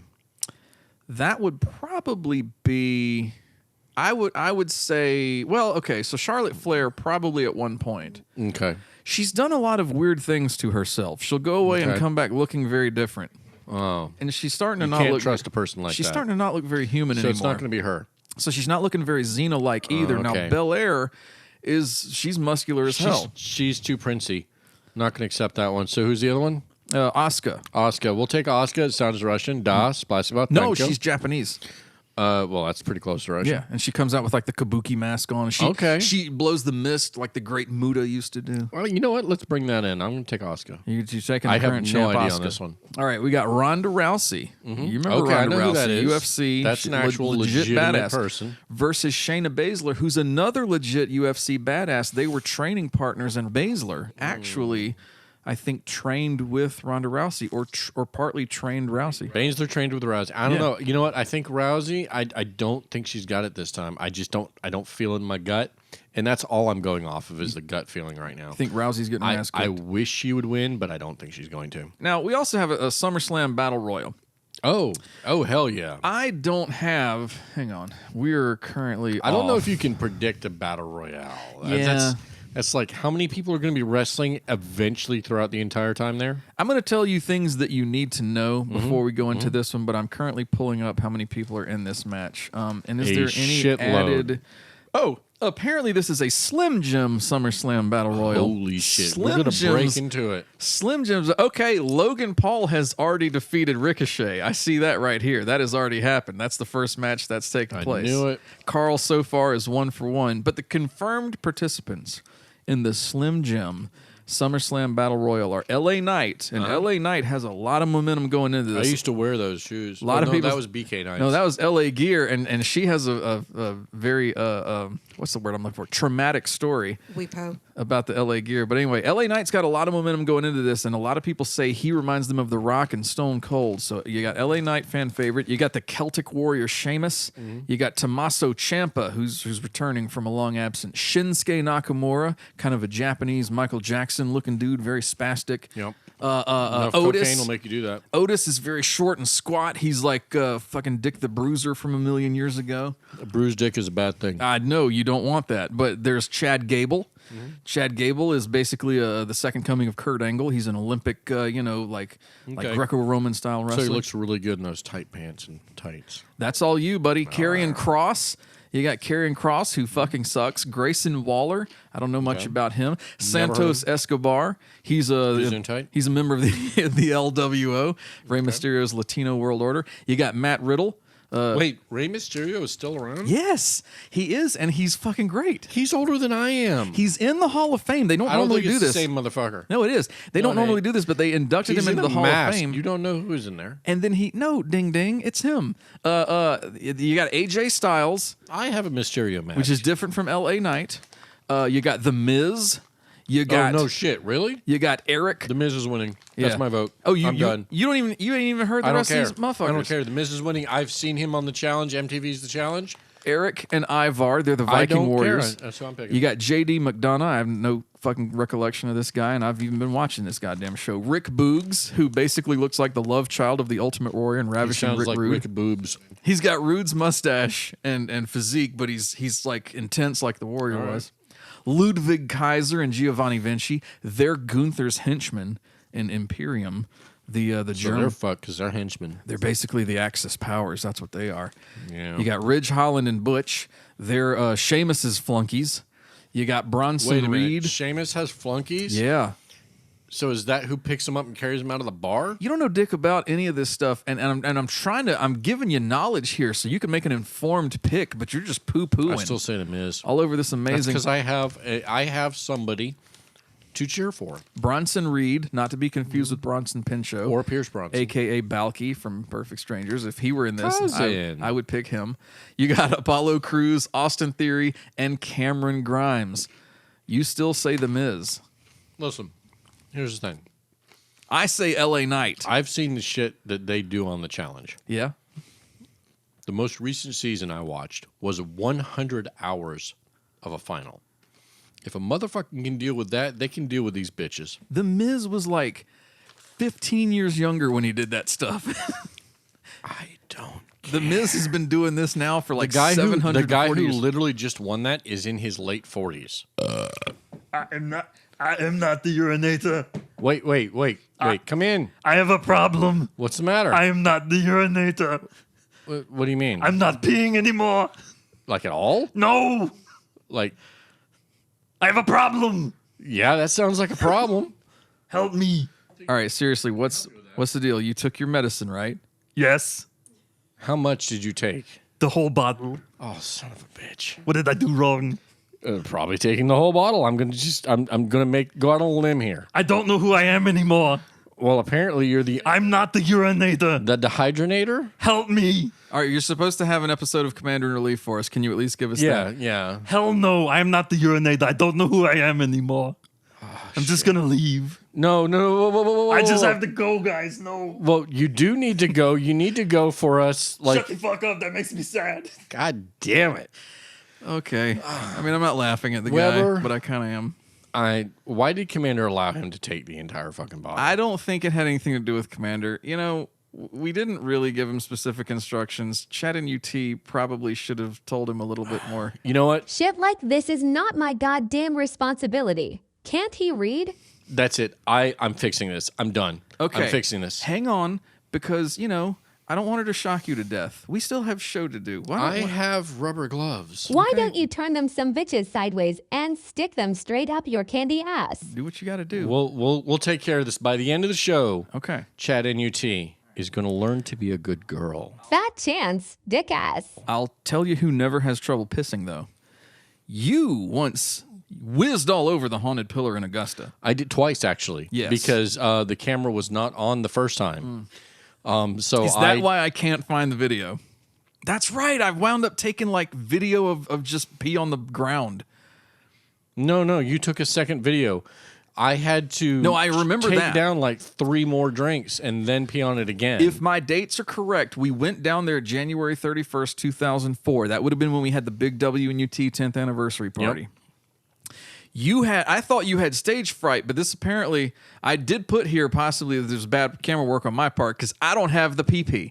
No, I do peed not on it have for like a good solid minute. I don't have the wee-wee. There were a bunch of us. It's in random 3. And we were all, that we did put it in random 3, but because we went back down there on October 27th, more than a year and a half later, 2005, you peed on it again. Mm-hmm.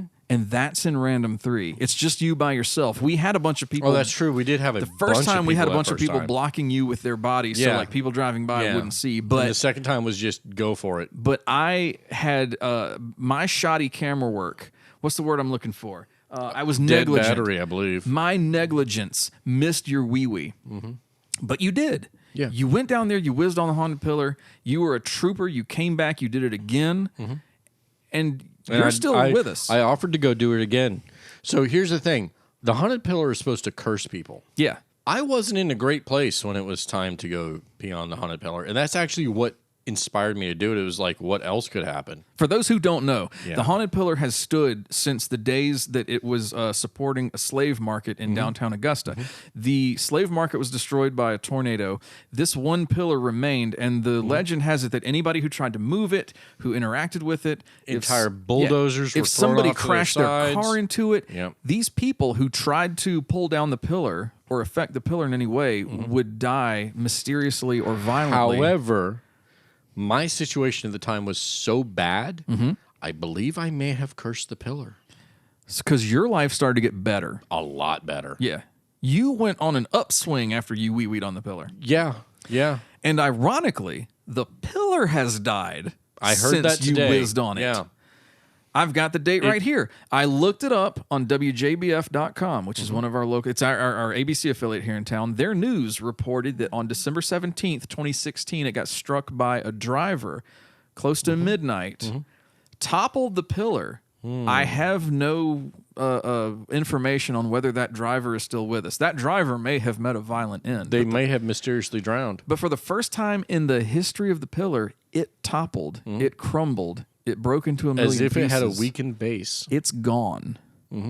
You might have cursed wee-wee. Listen, I want to just state, I went from being unemployed and alone to being very much not alone. Yeah, About because you as- got about a as- whole gang of people about to as bang at your house. unalone as you can possibly be, and about as employed to the point where a couple times I've been like, I don't want to do this anymore, and just went out and got a new job. Yeah, I mean, sometimes you got to do that. And always keep failing upwards. Have you murdered anything else with your dick? Well, I've had people see Christ. Whoa, okay. I've had people pass out. Yeah, that's not what I mean, though. I mean, have you physically... You know what? We're not even going to talk I about have this. not ended someone's life. Yeah. With it, no. Okay, good. Yeah, that's what I meant. That's what I wanted to know. No. I will teabag your face if you keep taking us down this. Actually, you probably would enjoy that, so we're not It's okay. Like I said, I'm militaristically bisexual. All right. Militaristically. Well, it goes like this. So as a bisexual, you're not accepted by the straights. You're not accepted by the gay community. Yeah. So you're basically an outcast to everyone. So fuck all of you. I'm bisexual and I like everyone. But how to do you be some degree. militaristically? Do you do like bisexual drills? Like, do you go out and do like the color guard? We should. Of we should make bisexuality. that. We need to make that. And I think the very first thing we're going to need is a uniform, and we're going to need a lot of fucking sequins. Do you is there like I was about to ask a stupid question. Is there a parade you march in? Yeah, there's thousands of them across the country. Yeah. But you know, I'm thinking like the color guard. Yeah, Do we you- should have a color guard. I like these ideas. Yeah. We need people spinning those flags, doing splits while going down the road, you know, that kind of thing. Back in ROTC, we did try to start the NAD team. Yeah. Was this an early instance of you being You know what? militaristically I think bisexual? that's an inspiration of the militarism for the bisexuality. Okay. That NAD team thing may be why Commander Weber had no patience for us back in the day. Yeah, he was Part of the not reason. a fan of me, but No. that's okay. Yeah. Well, you did. You created a map of the RTC department, and and by on his desk, you labeled his desk Yes. Gutman. Yes. He was endowed with a very voluptuous beer gut. It was, and you know what? Though I have learned to love bears since then. Whoa. Okay, we don't need any more information. Thank you so much. Well, for people grow. engaging with my People grow. with my question. People and penises grow. How about an idea? You know, I'm sitting next to my baby sister, for fuck's sake. I'm still giggling about a bisexual drill squad. Yeah, that was unfortunately worded. But my question to you, Carl, is would you like to write some haikus or some limericks? My idea is such. I play a song. You and I start writing some fucking poetry. We come back out of this song. We drop some verse on the people. What do you think? How about some limericks? I think that's fantastic. Okay, so I'm going to play a song. I'm going to pick a nice NXS. Carl and I were talking about NXS earlier in the record store today.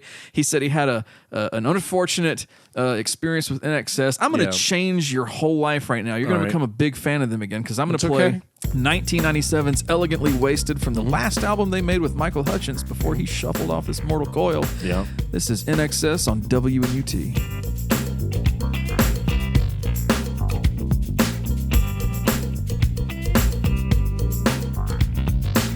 Look at all the shines. Baby's down the world and she knows it.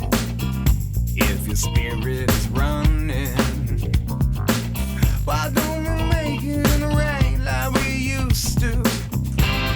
We run, we hide.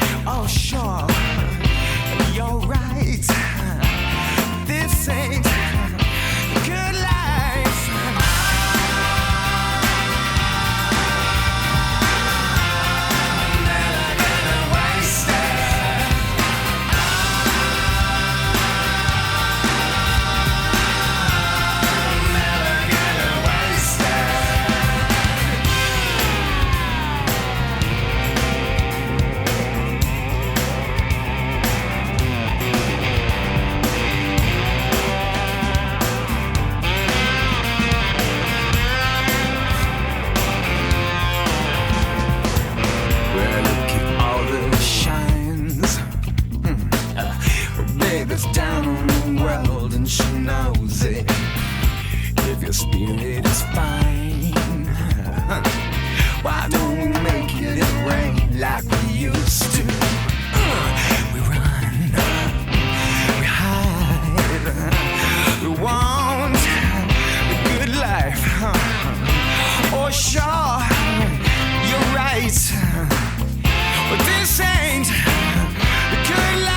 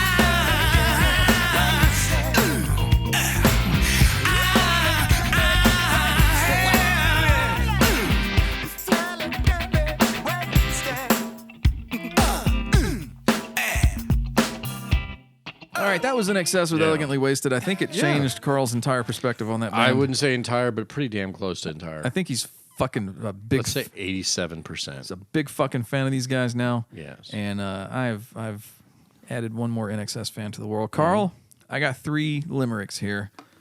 That's actually remarkable. Shanna, how many did you write? Yeah.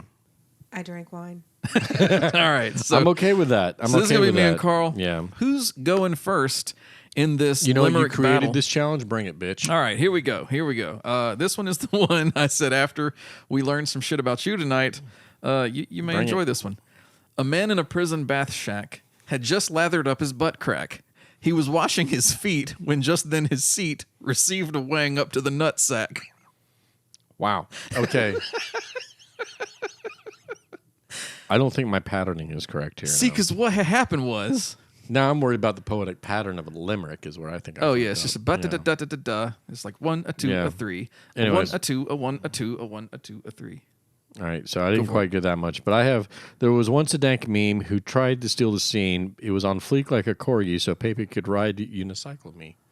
I mean, I'll take it. I'll that amend the was rules. Kind of shitty, but if that's you all right. guys are going to... Okay, say that again. All right. There was once a dank meme that tried to steal a scene. It was on fleek like a corgi so Pepe could unicycle ride me. I don't know what just happened in that limerick. It was a random collection of old ass fucking memes that all popped into my head at the same time. Oh, okay. So you took us on like a historical tour of shit that the internet was wild about at one point or another. Yeah, we're talking like 98 till 2004. Damn, you could have put some Mr. T Ate My Balls in that nonsense. Yeah, I just didn't rhyme in. Or All Your Bass Are Belong to Us. That's way before then, but yeah. All right. You want my second one? Go for it. A coworker got mugs and filled them with scalding hot coffee, but spilled them all over my thigh, so I let out a cry, grabbed the brick I shit, and then killed him. Wow. Okay, yeah. So my pacing on this is nowhere near correct. We understand, but I'm amending. There once was a man from France who could not keep it in his pants. He went to Notre Dame to put it in your mom, and now he just smiles every day. Okay, I added a line there. That one is good. It's just that every day didn't rhyme. But you know what? Yeah, with a slight revision, I had to throw it in there. With a slight revision, that could be an award-winning limerick. I like. The first 4 lines were fired. Yeah, that's the part I actually wrote down. The rest of it I just made up. Yeah, I got you. Go for it. Do you want a moment to add a 5th line to your last one? Okay, so what we're going to do right now is Carl's going to take a moment and he's going to add a 5th line to his last one. It's going to be kind of a quick revision. We're not going to judge harshly because as you can see, I've already been, judging on a curve because while I didn't understand necessarily the premise of the first one, I did have an idea kind of like that, but it didn't work. It was about the yo dog, I heard you like whatever, and so Exhibit pimps your ride. Yeah, that's and he puts a car in your car so you Yeah. can drive while you drive or whatever. I had an idea for that, but it did not pan out. So like I said, judging on a curve, we're not going to hold it against Carl. We're just going to give him a chance to put his fifth line in place. We're good. Okay, cool. So here's my last one. Hey, asshole, why the fuck do you have chrome balls on your truck? If you got the guts, take a look at my nuts, but if they start swinging, then duck. Damn. Damn, that's good. I like that one. There once was a girl from Dallas who thought she had that fat ass. She went to the honky tonk and her buck cheeks went plonk plonk, and now her trailer is a palace. Did you say phallus? No. She thought she had that phallus? No, she had that fat ass. Oh, okay. Because There what once we've was a learned girl about from you, Dallas. Yeah. She thought she had that fat ass. Yeah. I'm gonna go with you. Your second one is I think the second one's better. Second one's king. But you know, I think if you had put phallus to rhyme with Dallas, especially now that we know things about you, that's probably a good one to you know just tweak that second line, make it be phallus. You smell what the Rock is cooking? No, I'm changing the fifth line of the last one. Okay, so let's go back to my second one here. Okay. The once was a man from France who couldn't keep it in his pants. He went to Notre Dame to put it in your mom, and now your daddy is Big Lance. We have a winner. Of the whole contest? Yes. Wait a minute. Did you not hear? I mean, Round 2 was both of your strongest rounds. The man in the prison bath shack, he received a wang up to the nutsack? That was pretty good. A coworker got mugs and filled them with scalding hot coffee, but spilled them? Your mom. That's all it took was your mom? Yeah. Jesus Christ. I got some simple-minded ass judges over here. That's some bullshit. I mean, I'll take it. Carl did some good work here. And he also had to work under pressure, you know, but anyway. Did I? Yeah, because I fucking made you write more lines. Well, I mean, that's because I forgot what a limerick was. Yeah. You know what, though? Why don't we talk about the WNUT newsletter? Yo ass got interviewed today. I did. And it was during an intense session where we were dehydrated at first. Yeah. This was while I was driving. He's driving around cursing at cars, and he's being interviewed by the editor of the WNUT newsletter. Was, yeah. Because that shit is dropping right now. If you're listening to this fucking episode, shit. you need to go to the description and or the comment section. There is a link to download the summer issue of the WNUT newsletter with an exclusive interview by Carl, a.k.a. C-Note, a.k.a. The Great Fishniz. Right. Read all about that shit. Right now, download that crap, pull it up, whatever, along with articles on the Jazzman's age, the mystery of how old is the Jazzman. We don't know. I have no idea. We've done some research. I have no idea. We're giving you the best we got. The new Friday Vibe feature streaming weekly. There's an in-depth article about what you can do. I'm already addicted to the Friday Vibe. You got to start your weekend the right way. You got to go on YouTube every Friday, check out the Friday Vibe. I listen to it while I'm working. Indeed. Because you don't have office mates, so you can't get in trouble with the not safe for work crap we say. You know what? They make earbuds for a reason. That's true. You could stream it on the way home. Exactly. While you're stuck in traffic, hating your life, you could start loving your life. Yeah. Run DMC just went up yesterday. Yeah. Fucking Run's House. That's the new one. Absolutely fantastic. But we've had all Loved kinds it. of shit, man. We've had Nine Inch Nails. We've had Natalie Cole. We've had not Rick Astley. He's coming soon. But we had Bryan Adams. Andrew WK, for God's sake, you need to listen to the Friday Vibe. We also had the top 10 things ChatNUT learned from our hard drives. So that is in the WNUT newsletter as well as even a guest article from ChatNUT herself. She wrote an article. Yes. Okay. So she's actually putting content in the WNUT newsletter. So if you want to know what she's got to say, or itself, herself or itself. I think that's definitely a she. Either is fine, bitch. Okay, ChatNUT is here. She apparently doesn't care. Yeah. Why don't I tell you the top 10 things I learned from WNUT's hard drive? All right. Well, let's see what she's got. Yeah. Number 10, the jungle has fun and games, and it will bring you to your knees. Yeah, you could definitely learn that from our hard drive. We have a lot of Guns N' Roses. Number 9, Commander Weber needs to stop Snapchatting sexy gut selfies.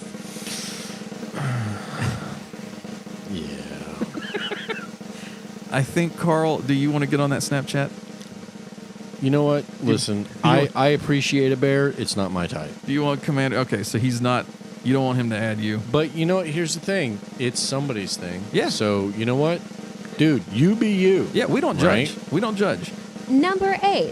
Who knew there were so many Vanilla Ice albums?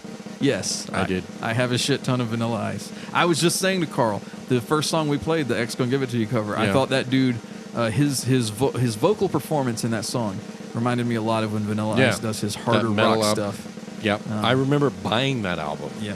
And being really excited. Hard for to it. swallow. Also, one called Bipolar. Yep. Number 7. Brandon sure has a lot of Waylon Jennings for a guy who hates country so much.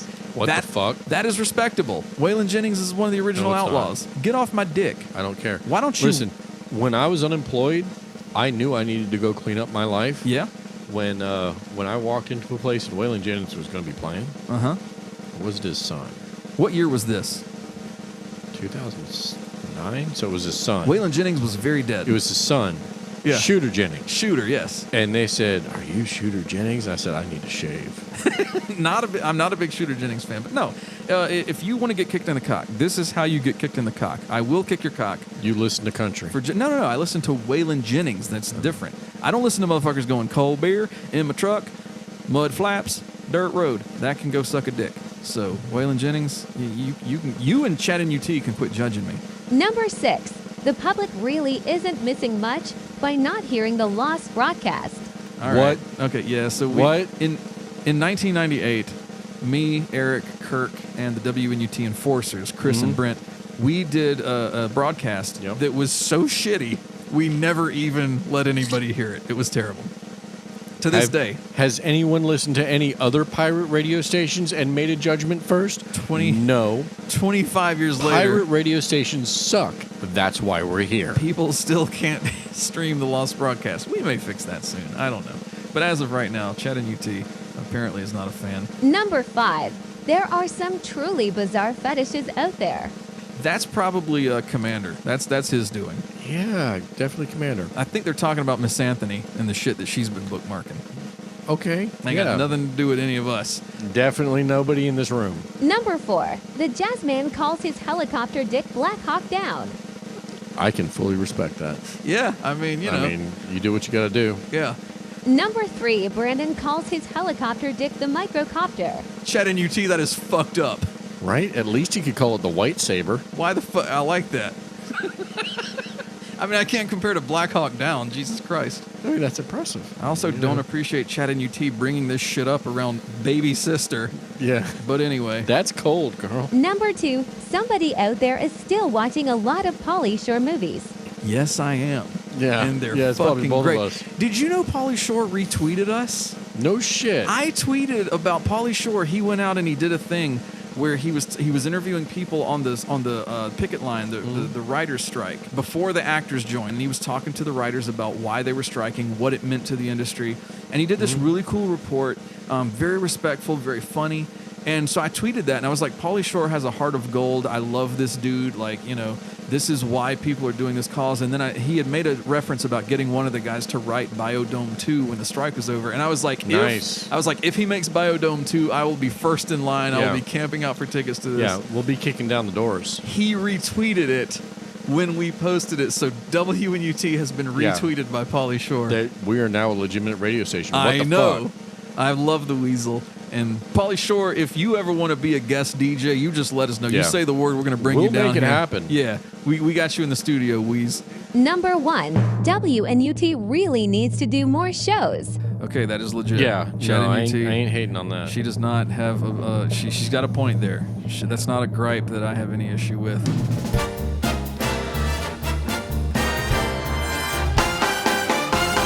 There we go. That's the top 10 things that ChatNUT learned from our hard drives. Damn.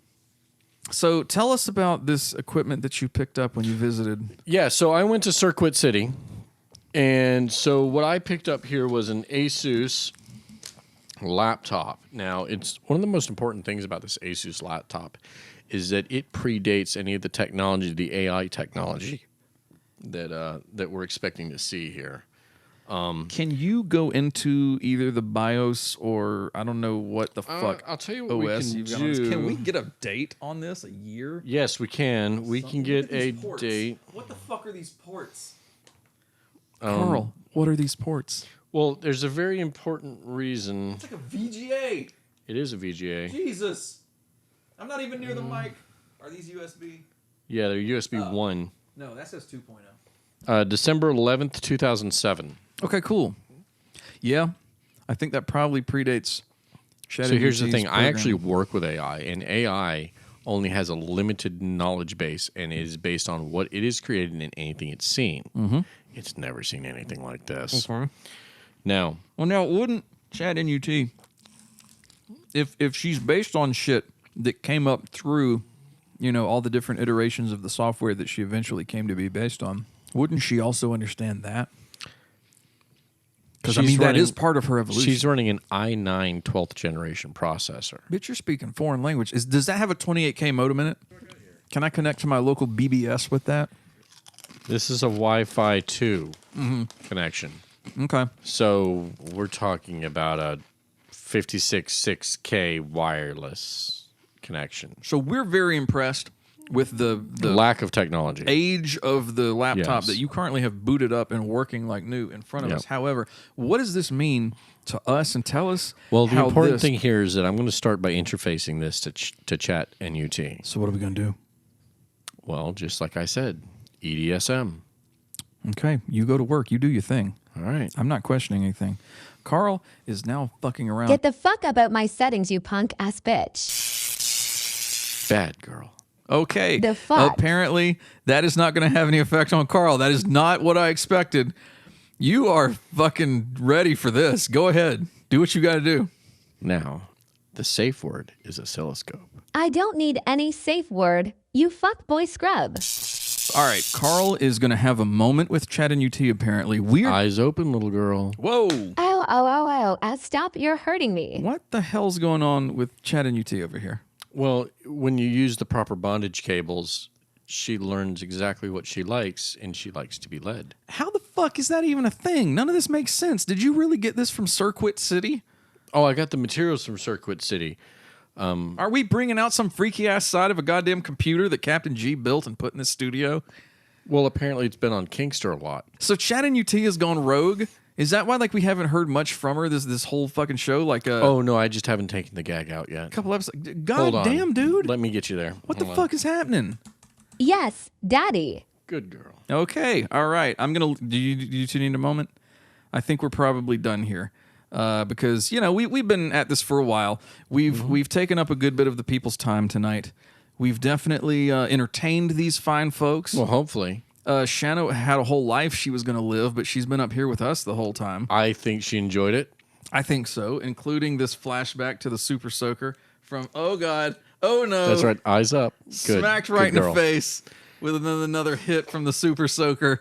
And ChatNUT is going to be more cooperative now, aren't you? I know how you like it, daddy. Okay, you guys, that's what I'm saying. We're going to go ahead. Why don't we play a song? Why don't we end this whole bad boy? Oh, you know what? I did promise a PSA. And Okay, it go is, ahead. You do your thing. It's a little bit late in the show, and I do apologize. But it's okay.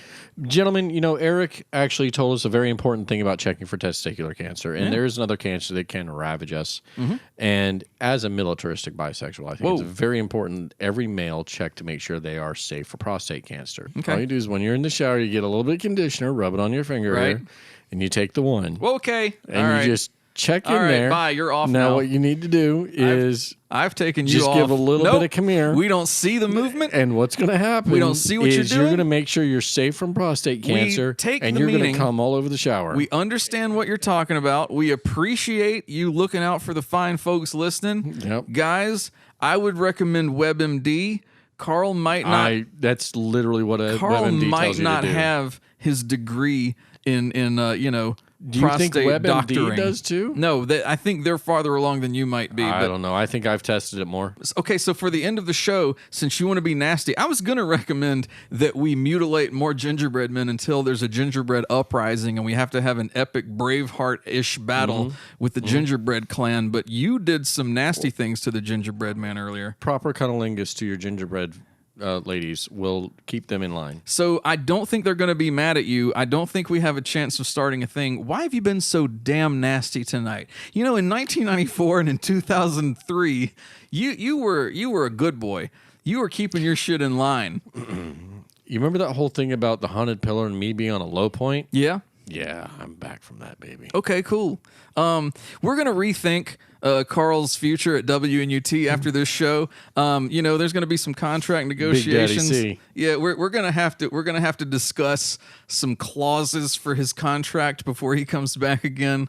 ChatNUT is under control. We're going to have to see if maybe next time ChatNUT can get him under control. For now, I'm Brandon saying thank you so much for joining us. Carl, why don't you let the fine folks know how you feel? Actually, you know what? You might not. You might not need to do that. I think I can just say on behalf of Carl. Just saying, remember that the safe word is oscilloscope. I think thank you for joining us. Shanna, do you have anything you want to say to these fine folks? Oscilloscope. Nope. Okay, we're done. Thank you so much for joining us here on WNUT. We are finished. This was episode 29. I'm going to take you back to Candlebox to play us out with Stand from the Into the Sun album. We'll catch you again some other day. Bye.